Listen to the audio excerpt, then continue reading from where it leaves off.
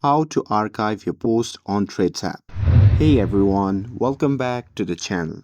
In today's video, I'm going to show you how you can easily archive your post on the Threads app. So now without further ado, let's get started. So first thing first, open the Threads app on your phone and make sure that you're logged into your account. And now here, once you're inside the app, just tap on the profile icon shown in the bottom right corner of the screen. And once you tap on it, you'll be prompted to the profile section.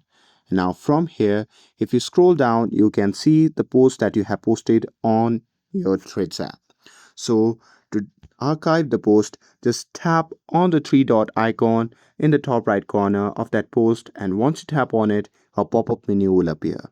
From that menu, simply tap on archive, and that's it. Now you have successfully archived your post on the Threads app.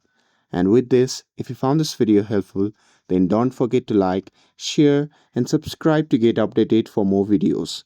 Thanks for watching, and I'll see you in the next video.